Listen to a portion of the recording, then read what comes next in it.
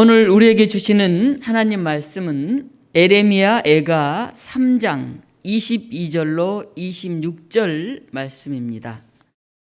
에레미야 애가 3장 22절은 구약성경 1146쪽에 있습니다. 제가 22절부터 26절 봉독하겠습니다. 여호와의 인자와 국률이 무궁하심으로 우리가 진멸되지 아니함이니이다.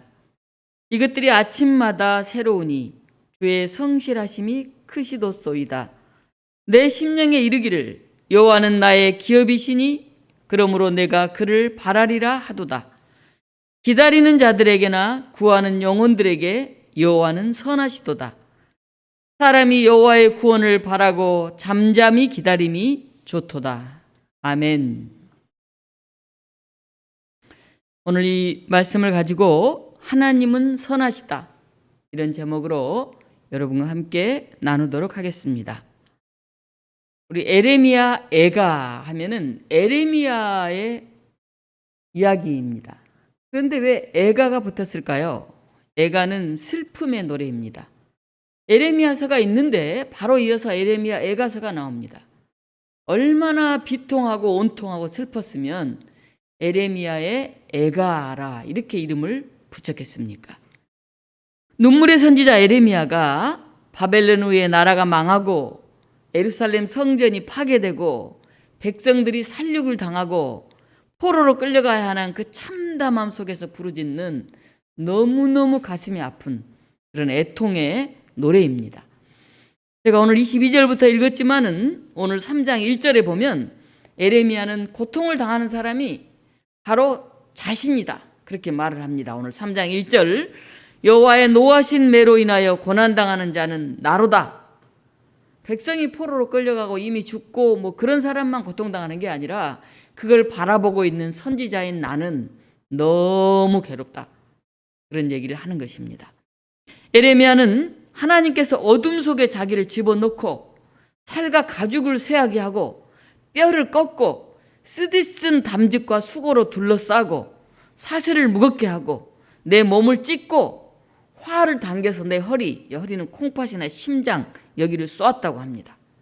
모든 백성들에게 조롱거리가 되고 음식 속에 조약돌을 섞어 놓아서 이가 부러지고 죄를 뒤집어 쓴 것 같은 그런 신세가 되어서 내 마음의 평화가 다 사라졌다.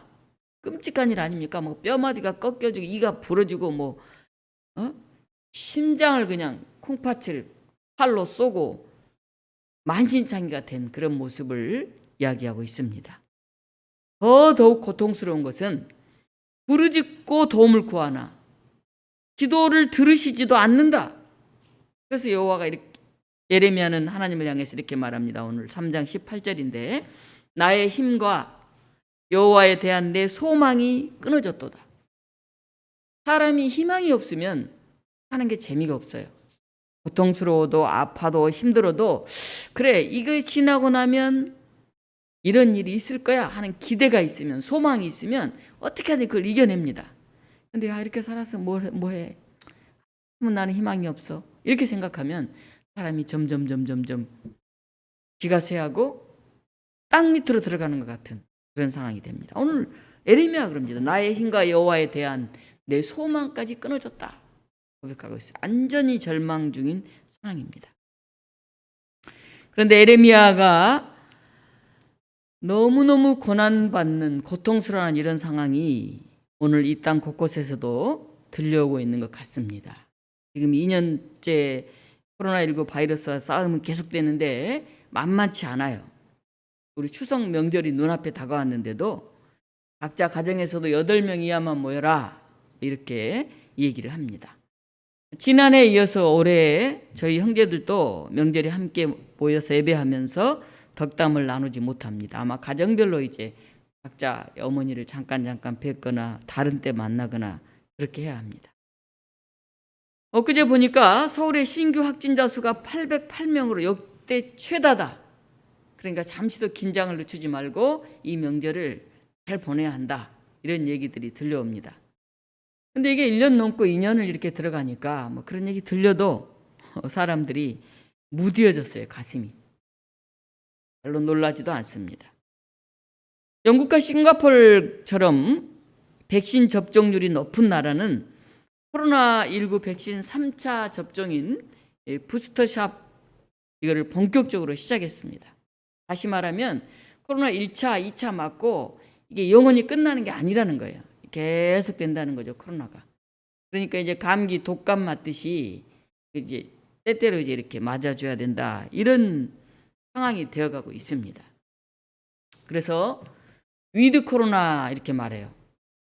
코로나와 함께 하는 말이에요. 코로나와 함께 살아간다는 거예요. 우리 감기하고 함께 살잖아요. 그렇죠? 또 독감과 함께 살잖아요. 겨울이나 늦가을이 되면 독감 예방 주사를 맞아야 되겠다. 이렇게 이제 되어진다는 거죠. 코로나 몸이 좀 안 좋은데 예방약을 먹어야 되겠다. 아이고 주사를 맞아야 되겠다. 이렇게. 지금은 코로나가 끝나야지 이게 없어져야지 뭐 이렇게 생각하는데 이제는 그냥 같이 가는 거다. 이런 생각을 하고 있다고 합니다. 그래서 영국, 싱가포르 같은 나라는 이제 플랜 B를 준비하고 있습니다. 함께 코로나와 살아가는 그런 상황 속에서는 어떤 계획을 세워야 되는지 그걸 준비하고 있어요. 반면에 아프리카 국가들은 막 분노하고 있습니다. 서방 국가들은 3차 접종인 부스터 샷을 준비하고 있는데 아프리카 국가는 백신을 제대로 구할 수가 없어요. 뭐 돈도 없지만은 또 돈을 갖고 구하려고 해도 백신을 주질 않아요. 아프리카 나라들은. 그래서 아프리카에서 백신을 가장 많이 이 접종률이 높은 나라가 모로코인데 인구의 47.34%만이 2차 접종을 그러니까 50%를 했어요. 가장 많이 접종한 나라가. 두 번째로 이제 접종률이 높은 나라가 남아공인데 15%밖에 안 돼요. 15%. 나머지는 어떨까요? 아프리카 전체 나라들의 접종률은? 아프리카는 13억 인구인데 백신을 한 번이라도 맞은 접종한 비율이 5.1%라고 합니다. 100% 중에 100명 중에 5명밖에 1차 접종을 안 끝났으니 대부분이 안 맞은 거죠. 아직도. 그러니 계속 나가는 거죠. 세계보건기구에 있는 아프리카 담당 국장이 백신 접종의 불평등은 너무 심하다. 지구적으로 처방된 백신 중에 단 2%가 아프리카에 처방됐다. 다 선진국이 2차, 3차 다 가져가고 그중에 2%만 아프리카로 왔다는 겁니다. 이제 식량과 생필품이 부족해서만이 아니라 건강을 유지할 수 있는 최소한의 이런 백신 구입 등 안전 문제가 해결되지 않아서 나라 간의 격차는 더 극명해지고 있습니다. 지난번에 보니까 해외에 나가 있던 선교사님들이 이제 우리나라로 많이 들어와 계시더라고요. 그리고 또 거기서 죽으신 분도 굉장히 많다 그래요. 미처 들어오기 전에. 그래서 선교를 해야 되는데 어렵잖아요. 사람이 몸이 가서 얼굴을 보고 삶을 나눠야 되는데 그냥 돈만 보낸다고 되는 게 아니잖아요. 그래서 어떻게 해야 할지 굉장히 고민들을 하고 있습니다. 사진을 한 장 볼까요? 네. 뭐 같습니까? 네, 덴마크 페로 제도의 스칼라보트 누르 해변인데 지난 12일자 사진입니다. 저기 보면은 빨갛잖아요, 그죠? 뭐 물감을 풀어놓은 것 같죠. 저게 바로 핏빛이에요, 핏빛. 여기 있는 돌고래 오른쪽 보면 쫙 벌어졌잖아요, 머리 밑에. 이쪽도 벌어졌죠? 예. 머리 부분이 반쯤 잘린 돌고래 1428마리의 사체가 해변을 쫙 채우고 있어요. 돌고래 목을 다 잘라놨죠. 이 페로 제도의 돌고래 사냥은 수백 년간 이어온 전통이라고 합니다. 그래서 낚시 배들이 돌고래를 이렇게 원으로 둘러싸서 해변 쪽으로 쭉 몰아오면은 참가자들이 막 나가서 저기 작살로 막 돌고래를 사냥을 합니다. 근데 이번에는 너무 많은 돌고래를 죽였다고 그래요. 그래서 이 섬 인구의 53%나 되는 사람들이 이런 고래잡이에 반대를 하지만 이런 일들이 계속되고 있어요. 수백 년간 이어온 전통이라고. 이 앞에 보면은 아까 어린아이 하나가 있죠? 예, 어린아이가 왼쪽에 보면 저 장면을 보고 있어요. 저 아이는 무슨 생각을 할까요? 사람들이 막 돌고래를 1000마리가 넘게 죽이고 바다가 핏빛으로 되는 것을 보면서 저 소녀는 어떤 생각을 하면서 자랄까요? 예레미야는 이스라엘의 멸망을 바라보면서 너무너무 비통해하고 있습니다. 그런데 우리가 사는 이 땅은 단순히 한 나라의 멸망을 넘어서 전 세계가 바이러스의 위협 가운데서 고통을 당하고 있습니다. 이제 한 나라의 문제가 아니죠. 생태계 파괴로 지구온난화 현상이 일어나고 있고 무분별하게 저렇게 어익하고 사냥해서 동물이 살아갈 곳이 점점 줄어들고 있어요. 그러니까 이제 인간 사회는 동물끼리 좀 살 수 있게 보호하고 만들어놔야 되는데 그들이 살 수 없으니까 사람들이 사는 곳으로 막 들어오게 되는 거죠. 그러니까 그들이 가지고 있는 균이라든지 바이러스 이런 게 서로 이제 섞이는 것이죠. 우리가 감당이 안 되잖아요. 그런데도 이런 동물을 학살하는 관행이 여전히 자행되고 있습니다. 세계 곳곳에 근심과 슬픔이 가득합니다. 오늘 예레미야가 이렇게 고통스럽게 노래를 했는데 예레미야서를 자세히 보면 예레미야 애가는 총 5장으로 되어 있어요. 1장, 2장, 3장, 4장, 5장. 그런데 이 예레미야 애가서를 보면 굉장히 독특한 점이 있는데 다 22절까지 되어 있어요. 1장 22절, 2장 22절. 오늘 읽은 3장만 66절, 4장 22절, 5장 22절. 근데 그 각 절의 첫 글자는 히브리 알파벳 순서로 다 시작. 우리나라 말하면 첫 기역, 두 번째 문장은 니은, 세 번째는 디귿 이렇게 해가지고 히브리 알파벳이 22개 단어인데 그 단어가 다 이렇게 돼 있어요. 다시 말하면 굉장히 시적으로 운율적으로 되어 있다 하는 것이에요. 3장은 66절이기 때문에 3개씩 되어 있어요. 기역 3개, 니은 3개, 우리나라 말하면 디귿 3개. 얼마나 시적으로 이거를 읊고 있는지를 몰라요. 시를 노래한다는 것은 뭐겠습니까? 울더라도 슬프더라도 그래도 운율에 맞춰서 시를 읊을 수 있다는 것은 희망을 잃지 않는다는 것이죠. 그래서 오늘 우리가 읽었던 이제 22절, 더 정확히 말하면 21절부터는 놀라운 반전이 일어나고 있습니다. 21절에 보면 절망 가운데 몸이 찢어지고 심장이 상하고 조롱거리가 되고 이가 꺾이고 마음의 평화가 사라지고 하나님에 대한 소망마저 끊어졌다고 한탄했는데 예레미야가 다시 일어났어요. 그래서 이 선지자는 회상을 합니다. 완전히 찢어진 마음을 치유하게 사는 게 뭐냐면 다시 과거를 회상하는 거예요. 이 아픔, 슬픔까지도 다시 한번 되돌아보면서 묵상하는 거예요. 이것을 내 마음에 담아두었더니 그것이 오히려 내 소망이 되었다. 그렇게 고백합니다. 이 지나온 하나님의 역사, 때로는 그 안에 고난의 역사도 있을 것이고 아픔도 있겠지만은 그걸 마음속에 잘 이렇게 담아두고 묵상하고 되새겨서 다시 보았더니 회상했더니 그것은 나에게 소망이더라 하는 거예요. 소망. 왜 소망이 될까요? 이건 고통이고 아픔이고 멸망이고 좌절인데 그걸 되새기고 다시 한번 돌아봤더니 그게 왜 소망이 될까요? 오늘 에레미야 애가에서는 22절에 이렇게 말합니다. 여호와의 인자와 긍휼이 무궁하심으로 우리가 진멸되지 아니함이니이다. 아직 우리가 완전히 죽지 않았어요. 그렇잖아요. 코로나가 이렇게 만연하고 정말 겁이 나서 밖에도 못 나가고 뭐 이런다고 하는데도 우리가 오늘 이렇게 나와서 예배를 드리고 있잖아요. 찬양할 수 있잖아요. 기도할 수 있잖아요. 우리가 완전히 죽은 게 아니잖아요. 진멸된 게 아니잖아요. 그런듯 에레미야는 그걸 깨달았어요. 다 망한 줄 알았는데 나라가 망하고 성전이 회파되고 사람이 죽고 노예로 끌려가고 끝난 줄 알았는데 아니구나. 아직 진멸되지 않았구나. 아직 살아있는 사람들이 있구나. 나도 지금 살아있구나 하는 것을 에레미야는 깨닫게 된 것입니다. 우리는 고통을 창조의 힘으로 바꿔갈 수 있어요. 우리에게 행하셨던 하나님의 손길을 기억하면서 이 고난 가운데서도 아직 끝나지 않은, 여전히 살아있는, 여전히 기도하고 있는, 애통해서 슬퍼하지만 그 안에서도 누군가를 향해서, 하나님을 향해서 부르짖고 있는 그런 나를 발견하고 내가 아직 안 죽었구나, 아직도 살아있구나, 그걸 느꼈다 하는 것입니다. 모차르트는 가난과 굶주림, 죽음의 그림자가 위협하는 그런 가운데서 불멸의 작품 레퀴엠이라고 하는 진홍가라고도 부르는데요. 죽은 이들을 위한 미사곡을 만들었어요. 대단하잖아요, 이 노래. 슈베르트도 31세에 죽기까지 피아노 한 대 없이 참 가난하게 살았습니다. 그런데 아베 마리아와 같은 위대한 곡을 남겼죠. 또 밀턴은 실명을 했는데 신라곤이라고 하는 대작을 남겼어요. 눈이 거의 멀어갈 때 안 보이는 그 상황에서 오히려 엄청난 그런 작품을 남겼습니다. 우리가 잘 알고 있듯이 베토벤도 귀가 들리지 않는 청각 장애인이 된 후에 9번 교향곡을 작곡했어요. 사람이 엄청난 고통 가운데서 오히려 더 건강할 때 보지 못했던 것들을 아주 새로운 어떤 온 몸의 마디가 깨어나는 것 같은 그런 창작이 나왔다 하는 것입니다.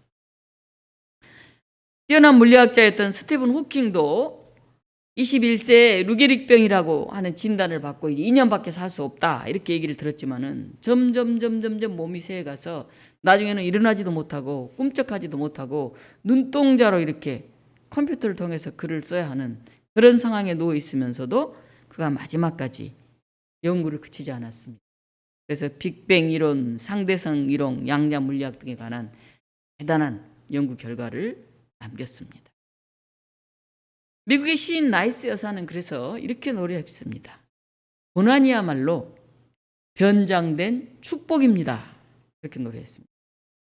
제가 독서 토론을 하러 나가면 최근에 나온 이제 소설책들을 좀 요즘 많이 봅니다.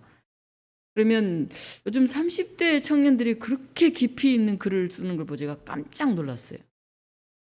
제가 이제 60 이제 때 들어섰는데 이 30대들이 저보다 더 위의 세대 80대 저희 어머님 때가 살고 있었던 그 시대의 이야기를 이렇게 책으로 소설로 써냈는데 정말 감동적이고 깊이 있게 의식 있게 써낸 걸 보고 제가 깜짝 놀라요. 야, 요즘 이 젊은이들이 깊이가 장난이 아니구나 제가 그 생각을 합니다. 어떻게 이런 글을 쓸 수 있을까? 이건 한 50대쯤 돼야 최소한 쓸만한 글을 30대 후반 아이들이 어떻게 이런 깊이의 글들을 쓸까? 자기가 살아보지도 않는 자료를 통해서나 뭐 증조 할머니 뭐 이런 분 통해서 들었을 것 같은 이 글을 어떻게 쓸 수 있을까? 다시 말하면 우리 세대가 그만큼 젊은이들이 고뇌하고 씨름하고 그래서 깊이가 깊어지고 있다 하는 생각을 해봅니다. 에레미야 선지자도 절망과 슬픔을 딛고 다시 노래합니다. 오늘 22절입니다.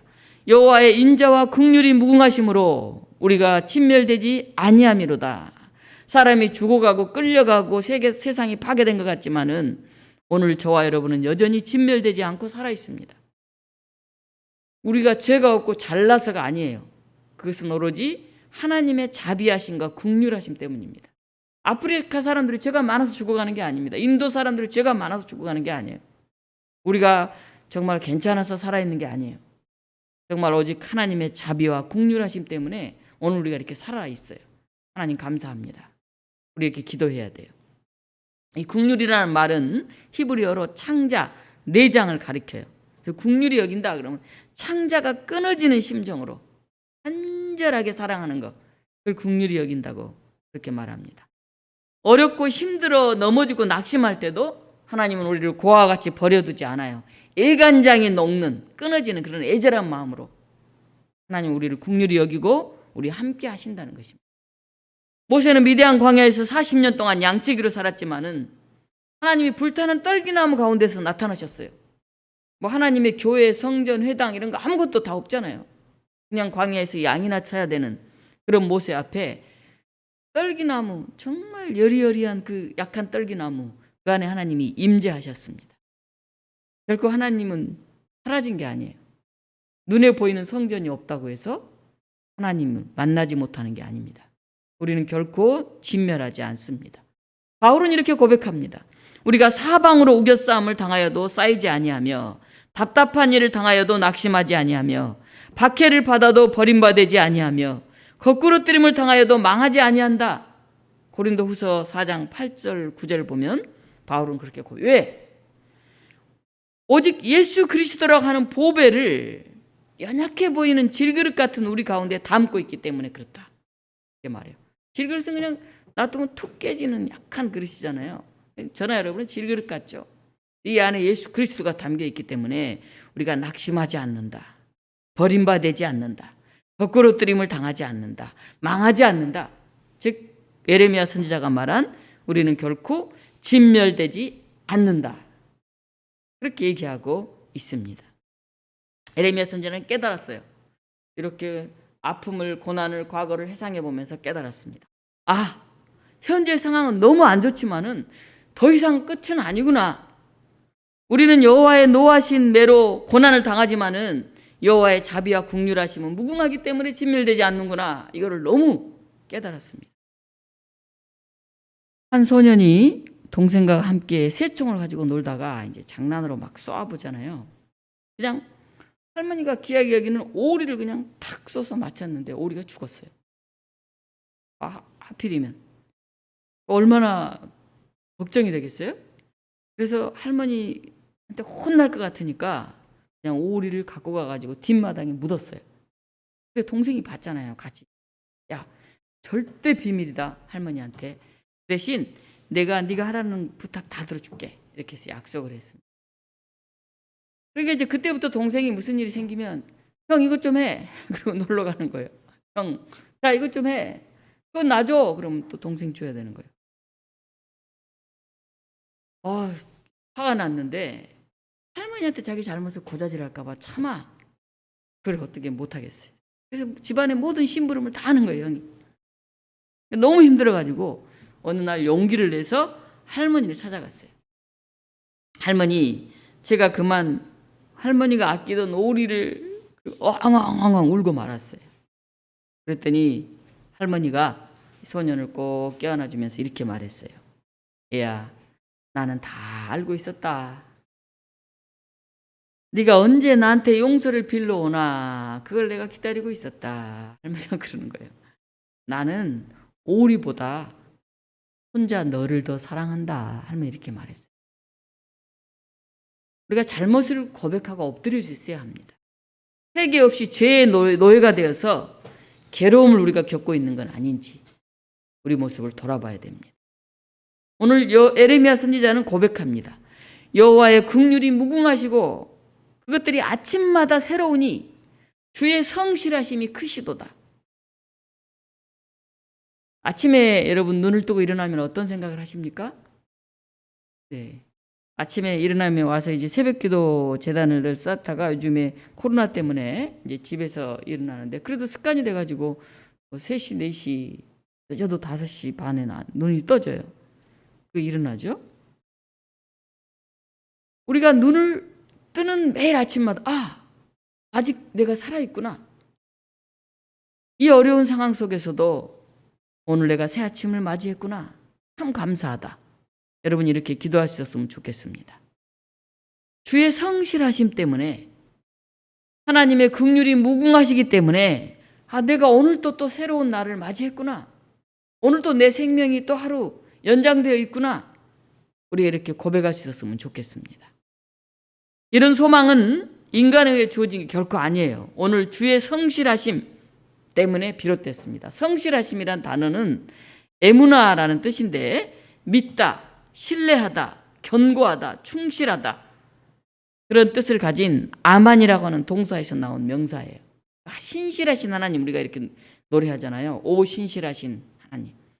변함없는 늘 그대로 그 자리에 계신 우리가 잘못돼도 실수해도 부족해도 한결같은 그런 하나님을 얘기하는 거예요. 그게 이제 성실하심이라 하는 뜻이죠.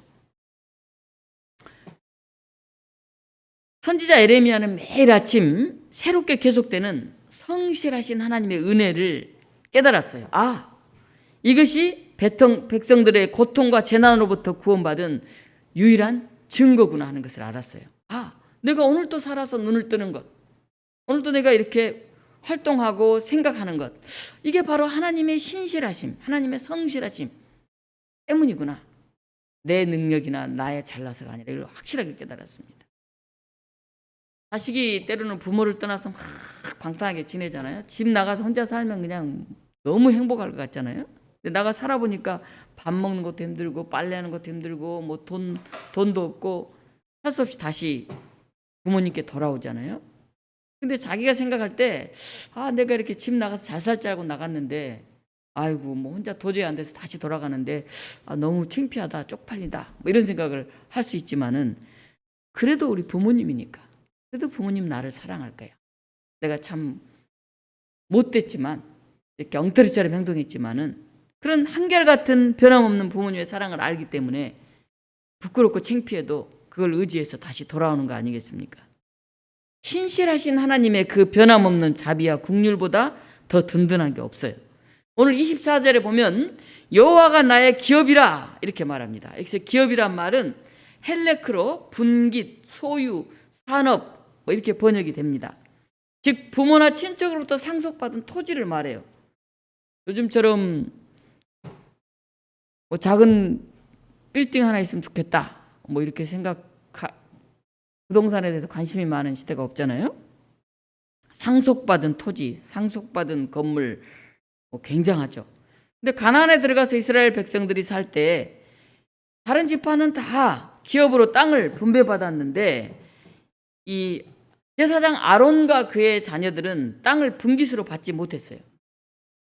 그 대신 다른 지파가 하나님께 드리는 11조라든지 또 제물이라든지 그걸 통해서 살아가게 됐죠. 그래서 이 제사장 아론과 그의 후손들은 하나님이 나의 분깃이다. 다른 지파는 다 땅을 받았는데 우리는 하나님의 일을 하면서 그 사명과 그 역할 때문에 살아가기 때문에 하나님이 우리의 분깃이다. 이런 얘기를 했습니다. 그런데 에레미야가 바로 그 고백을 하고 있어요. 하나님이 나의 분깃입니다. 내가 땅이 없어도 건물이 없어도 성전이 없어도 나라가 다 망했어도 하나님이 나의 분깃입니다. 하나님이 나의 기업입니다. 그렇게 에레미야는 고백하고 있습니다. 그러므로 내가 그를 바라리라. 오늘 제가 제목으로 잡은 부분이 25절의 부분입니다. 기다리는 자들에게는 구하는 영혼들에게 여호와는 선하시도다. 제가 PT 한 장 띄워줄래요? 기다리는 자들에게 구하는 자들에게 기다리는 자들에게 구하는 자들에게 하나님은 선하시다. 우리가 올라갈 길을 하나님께 다가갈 수 있는 길을 만들어 주신다는 것. 여기서 선하시다 이게 토부예요. 토부. 이 선하다는 뜻은 좋다, 합당하다 이런 뜻입니다. 하나님이 세상을 지으시고 야 보기에 참 좋았다, 참 아름다웠다 이게 토부입니다. 근데 오늘 여기에서도 하나님은 선하시다. 하나님은 좋은 분이다. 합당하신 분이다. 그런 뜻이죠. 우리 하나님은 원래 선하고 좋은 분이에요. 이렇게 코로나가 횡행하고 유다가 망하고 그게 하나님이 악하기 때문에 그런 게 아니에요. 하나님은 선하신 분, 좋으신 분인데 예루살렘과 유다가 죄악 때문에 그런 매를 맞고 있는 거죠. 빨리 회개해야 돼요. 할머니 내가 오리를 죽였어요. 우리가 이렇게 고백해야 됩니다. 그거 숨겨놓고 안 그런 척하고 더 큰 짐을 지고 더 큰 고통을 받아야 돼요. 26절 이제 마지막 부분입니다. 사람이 바라고 잠잠히 기다리라. 잠잠히 기다리라. 그저 조용하게 기다리라는 말이 아니에요. 하나님의 징벌에 대해서 원망하거나 불평하거나 그런 얘기하지 말고 하나님은 좋으신 분, 하나님은 선하신 분, 그 선하신 하나님을 믿고 의지하면서 인내하면서 소망을 가지라 하는 말입니다. 또 한편으로는 조급해하고 불안해하고 막 자기가 어떻게 해보려고 불필요한 일들을 분주하게 버리지 말고 자기가 처한 자리에서 신실하게 할 일을 하면서 하나님 일하심을 기다리라 하는 것입니다. 요즘 굉장히 홍보전이잖아요. 그래서 막 그럴싸하게 포장을 쫙 하면 안에 내용물이 조그맣고 보잘것도 없어도 포장 때문에 사잖아요. 근데 코로나 때문에 이제는 큰 어떤 건물이라든지 모여서 막 하는 이런 게 다 안 되니까 이제는 그 내용 본질이 더 중요한 그런 시대가 왔어요. 이제는 막 붕짝붕짝 음악 들으면서 가슴이 뜨거우면서 막 모여서 이렇게 했던 그런 게 없어졌잖아요. 코로나 때문에. 그리고 혼자 이제 집에서 신앙을 지켜내야 되잖아요. 때로는 예배당에 나오지 못하면서. 그러니까 더 자기 내면에 정말 신앙이 있는지 하나님 앞에 내가 어떻게 서고 있는지 이 본질이 훨씬 중요한 그런 시대에 우리가 서 있습니다. 불필요한 일 막 분주하게 계속 모여들고 계속 뭔가 하고 하면은 날마다 그것 때문에 뭔가 내가 신앙이 있는 것처럼 생각했던 행사 중심의 그런 신앙이 이제는 아닙니다. 스스로 혼자 인내하면서 집에서 기도하면서 찬양하면서 하나님을 만나가야 되는 것입니다. 코로나 바이러스는 잠시 이제 좋아지긴 하겠죠. 우리나라도 70% 이상이 맞았다고 하죠. 그러나 함께 살아가야 되는 그런 시대가 왔습니다. 사람이 바라고 잠잠히 기다리라 그렇게 오늘 얘기하고 있는데 어떻게 기다리면 될까요? 우리가 앞으로는 절대 코로나 이전으로 돌아갈 수 없습니다. 패러다임이 완전히 바뀌었어요. 마스크 쓰는 것도 우리 일상이 됐잖아요. 조그만 아이들은 마스크 안 쓰면 쓰라고 막 그래요. 이상하다고. 온라인 쇼핑몰이 대세가 되었잖아요. 옛날에 배달해 먹으면 뭐 먹을 음식도 많지 않고 질도 별로 안 좋았는데 이제 굉장히 다양한 음식들을 거의 고급 음식들도 한 3, 40분 안에 집에서 다 먹을 수 있어요. 그리고 아침마다 출근 전쟁이 일어났는데 재택근무로 회사 공간도 이제 그렇게 크지 않아도 되니까 건물을 줄이는 그리고 순환하면서 재택근무를 겸해서 하는 그런 시대가 와 있습니다. 예배당도 이제 그렇게 크게만 지을 필요는 없어졌어요. 이제 온라인에서 더 나아가서 메타버스 가상 공간에서 많은 일들이 곧 일어나게 될 겁니다. 이 몇 년 동안 카카오와 네이버가 급성장했어요. 예전에는 그 제품, 상품이나 그걸 어떻게 서비스하느냐 이게 좋아야 했는데 이제는 그보다도 이 플랫폼이 더욱 중요해졌어요. 제가 독서토론 강의를 하고 있습니다만은 지난해부터는 이제 온라인으로 진행을 합니다. 처음에 줌으로 하면서 뭐 얼마나 힘들었는지 몰라요. 그런데 소회의실도 운영하고 여러 가지 투표하는 방법들 계속 새로운 기능을 배워야만 살아남을 수가 있어요. 어제 제가 잠깐 TV를 봤더니 강화의 70대 할머니가 유튜브에 음식 만드는 걸 좀 올리더라고요. 70대 할머니 한 분, 80대 할머니 세 분이 이제 나와서 음식 만드는 걸 올리는데 우리나라에서 살고 있는 그런 외국 사람이 할머니가 음식 만드는 모습을 유튜브에서 보고 친구 둘을 데리고 셋이 강화까지 찾아가가지고 이제 이 추석 음식 만드는 걸 배웠어요. 송편 만드는 거, 빈대떡 만드는 거, 잡채 만드는 거, 세 가지 음식을 그 70대, 80대 할머니들하고 같이 외국인들이 만드는 걸 보았어요. 100인분을 만들더라고 무려. 여기 우리 어르신도 계시는데 음식 만드는 거 송편, 잡채, 빈대떡 정도는 다 알려줄 수 있잖아요. 재료를 뭐 사와라 그랬더니 또 뭘 빠뜨리고 와서 또 뭐 사와라 같이 만드는 모습을 보면서 야, 이 할머니가 올린 그 유튜브 때문에 세계가 연결되는구나 하는 것을 보게 됐습니다. 철학자 슬라에보 지젝은 말하기를 코로나는 세계를 급진적으로 바꿀 수 있는 계기라고 그렇게 보면서 두 가지를 얘기했습니다. 하나는 취약한 이들의 돌봄, 의료체계가 돼야 된다 하는 거예요. 우리가 아프리카를 보면서 그 모습을 보지 않습니까? 두 번째는 자원과 생산의 공유, 이게 국제적 공조체계가 이루어져야 된다고 그렇게 주장을 합니다. 2021년 9월 추석 지나고 나면 우리 기장총회가 열려요. 항상 9월 말에 우리 총회가 열리거든요. 근데 이번 총회 주제는 어둠 속에 빛이 오며 이렇게 주제를 잡았습니다. 우리 목회 실천 분야를 맡은 최병학 목사님이 이제 이런 발제를 한 걸 제가 봤어요. 취약한 이들을 돌보고 국제적 공조를 통해 나눔과 공유, 공감과 배려를 그래서 세계를 급진적으로 바꾸지 않으면은 지금보다 더 강력한 자본주의가 등장해서 이 위기는 더 큰 위기로 이어질 수 있다. 그런 얘기를 하고 있어요. 빈부격차가 점점 심해지면 우리가 살면서도 점점 힘들어지겠죠. 보이지 않는 노예제도는 없는데 내가 마치 노예가 된 것 같은 그런 삶을 살게 되겠죠. 우리가 어떻게 함께 나눔을 실천할 수 있을 건지 취약한 그런 계층의 사람, 우리나라에서도 그렇지만 세계적으로도 함께 갈 수 있을 것인지 우리는 굉장히 기도하고 고민해야 됩니다. 이제 지구촌은 새로운 패러다임을 요구하고 있습니다. 엄청난 위기가 다가왔지만은 이거는 또 무궁무진한 기회가 될 것입니다. 하나님의 인자하심과 긍휼하심을 우리가 잊지 않고 다시 한번 기도해야 할 것 같습니다. 무엇을 소망하면서 어떻게 실천해야 할 것인지.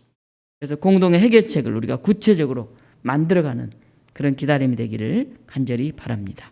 기도하겠습니다.